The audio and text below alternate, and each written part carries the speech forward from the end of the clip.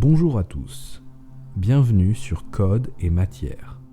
Dans cette série de vidéos, je vous présenterai les différentes bibliothèques Python utiles pour le calcul scientifique, notamment NumPy, Matplotlib et SciPy. Dans cette première vidéo, je vais vous présenter la bibliothèque NumPy, pourquoi elle est utile et comment on l'utilise. En physique numérique, on manipule souvent des tableaux de données. Qu'ils soient sous la forme de vecteurs ou de matrices, ces tableaux servent à stocker des données physiques telles que la position, la vitesse, la température et bien d'autres.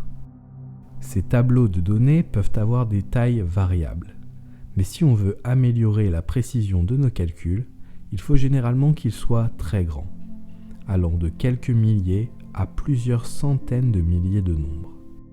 On comprend alors que si on veut manipuler ces nombres lors de calculs, il faut optimiser la structure de notre tableau. En effet, si on stocke ces données dans des listes, le seul moyen de faire des calculs avec est de procéder élément par élément en utilisant des boucles. Cette méthode ne peut être utilisée que pour de petites listes, car les boucles augmentent grandement le temps d'exécution. Pour résoudre ce problème, il faut créer un nouveau type d'objet, un tableau qui nous permettrait de manipuler ces nombres de manière plus rapide. La bibliothèque NumPy nous offre cette solution, ce sont les arrays ou tableaux en français. Pour utiliser des tableaux, il faut d'abord importer la bibliothèque NumPy. Pour cela, on écrit la commande import numpy as np au début de notre code. Cette ligne signifie qu'on importe la totalité de la bibliothèque NumPy et qu'on lui donne le surnom np pour être plus concis. Maintenant que NumPy a été importé, on peut créer des tableaux. Pour commencer, créons un tableau simple. Nous allons utiliser la fonction np.array de L, où L est une liste.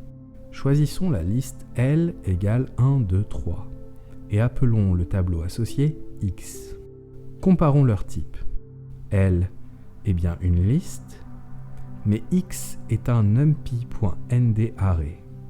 Ce sont bien deux objets différents. Que se passe-t-il si on veut les multiplier par un nombre, disons 2 ?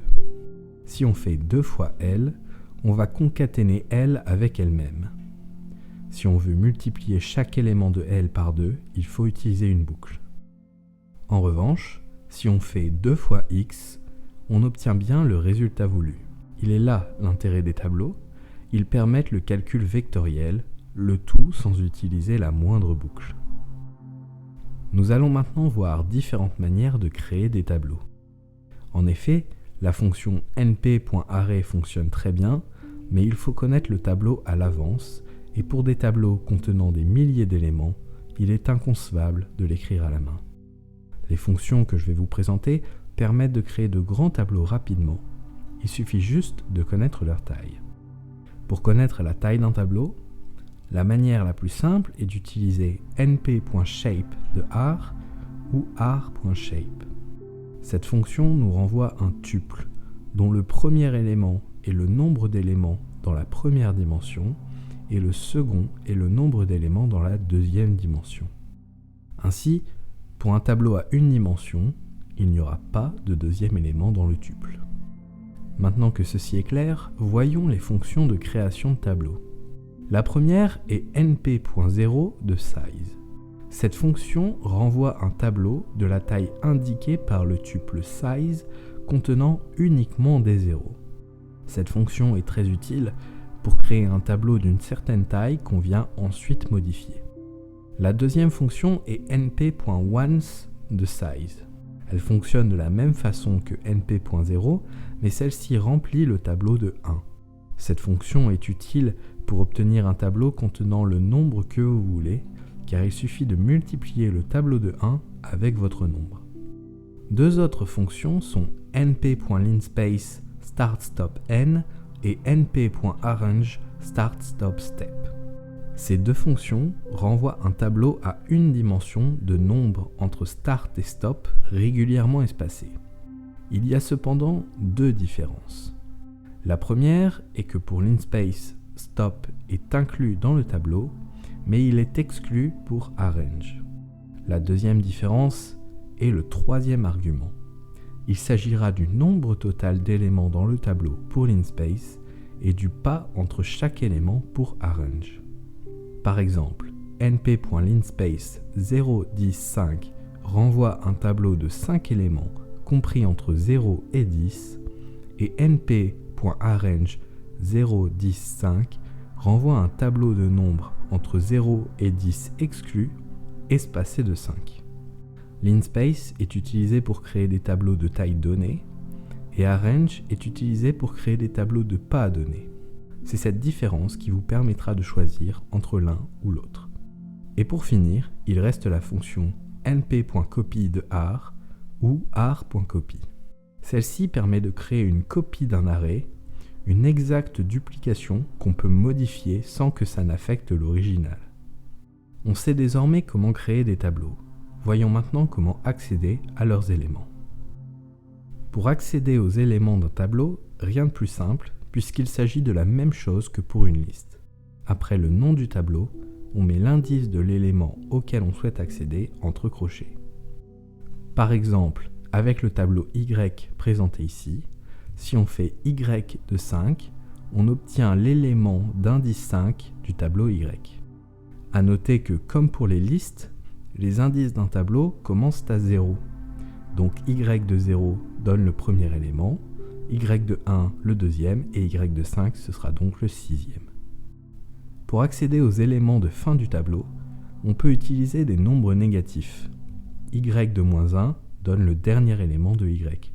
De même, Y de moins 2 donne l'avant-dernier et ainsi de suite. On peut également accéder à plusieurs éléments d'un coup. Ar de start stop step nous donne tous les éléments allant de l'indice start à l'indice stop exclus par pas de step.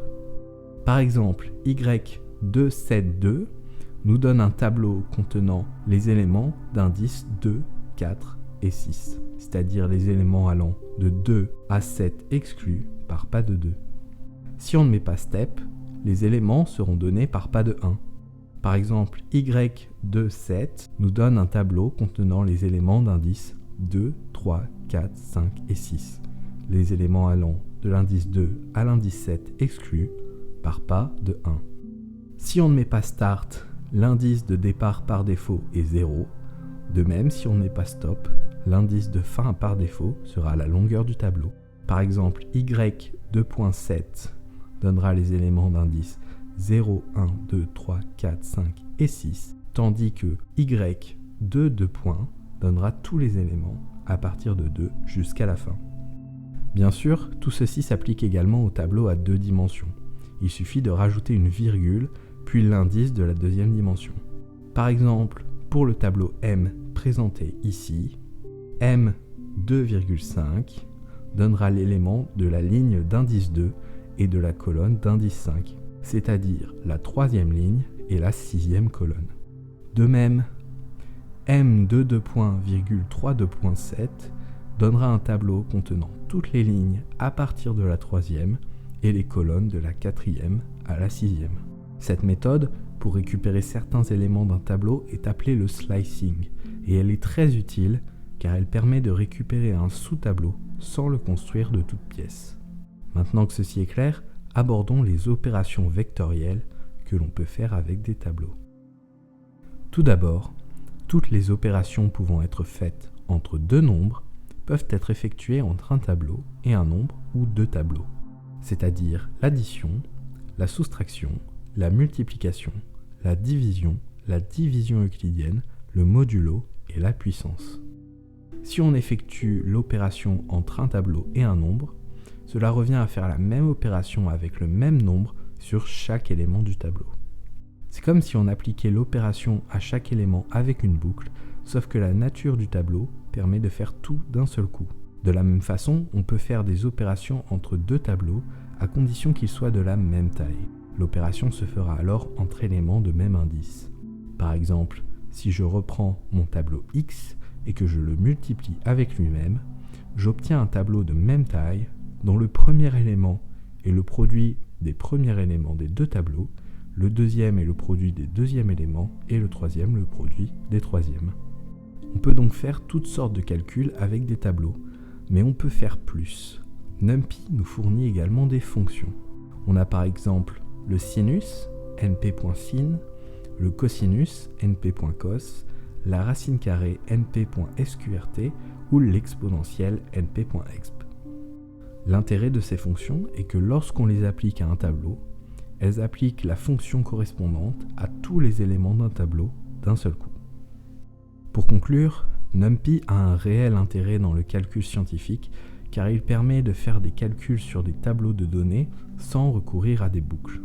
Dans cette vidéo, nous n'avons fait que gratter la surface des possibilités que nous offre NumPy, mais nous avons tout de même abordé les bases qui nous permettent déjà de résoudre bon nombre de problèmes. Certains détails plus techniques seront abordés dans de futures vidéos. Pour l'heure, les prochaines vidéos seront consacrées aux bibliothèques Matplotlib et SciPy et nous commencerons à résoudre nos premiers problèmes. D'ici là, je vous souhaite une bonne journée et n'oubliez pas, continuez d'explorer le code et la matière.